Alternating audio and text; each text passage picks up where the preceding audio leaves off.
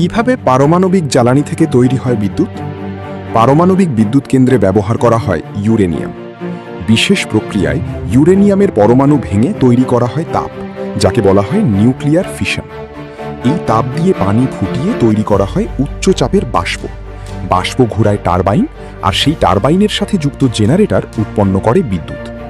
পুরো প্রক্রিয়াটি নিয়ন্ত্রিত ও নিরাপদভাবে পরিচালনা করা হয় শক্তিশালী রিয়্যাক্টরের ভিতরে।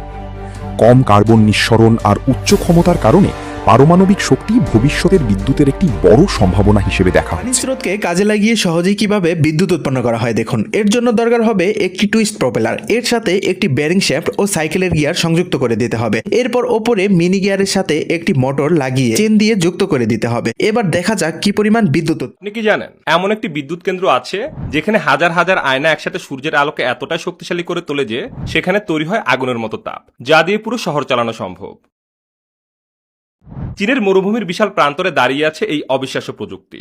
দূর থেকে দেখলে মনে হবে হাজার হাজার আয়না যেন সূর্যের দিকে তাকিয়ে আছে, কিন্তু এগুলো শুধু আয়না নয়, এগুলো এক একটা শক্তিশালী শক্তি সংগ্রাহক।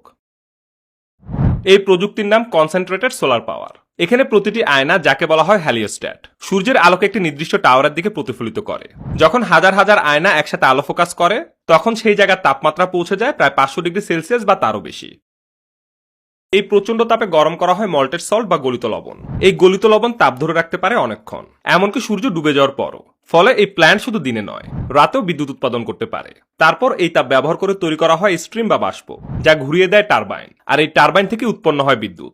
সবচেয়ে অবাক করার বিষয় হলো এই পুরো প্রক্রিয়ায় কোনো জ্বালানি পোড়ানো হয় না, ফলে পরিবেশ দূষণ প্রায় শূন্যের কাছাকাছি। এটি সম্পূর্ণ পরিষ্কার এবং টেকসই শক্তির উৎস। চীনের এই প্রকল্পগুলো শুধু প্রযুক্তির দিক থেকেই নয়, ভবিষ্যতে শক্তির দিক থেকেও এক বিশাল পরিবর্তনের ইঙ্গিত দিচ্ছে। কারণ পৃথিবী যখন জ্বালানি সংকট আর পরিবেশ দূষণের মুখোমুখি, তখন এই ধরনের প্রযুক্তি হতে পারে আমাদের রক্ষা কবচ। তবে এই প্রযুক্তির কিছু সীমাবদ্ধতাও আছে, যেমন এটি চালাতে বড় জায়গার দরকার এবং খরচও তুলনামূলক বেশি। তবুও দীর্ঘমেয়াদে এটি একটি লাভজনক এবং পরিবেশ বান্ধব সমাধান। আজকের পৃথিবীতে যেখানে বিদ্যুতের চাহিদা দিন দিন বাড়ছে, সেখানে আয়না দিয়ে সূর্যের আলোকে কাজে লাগিয়ে বিদ্যুৎ তৈরি করা নিঃসন্দেহে এক বিপ্লবী সমাধান।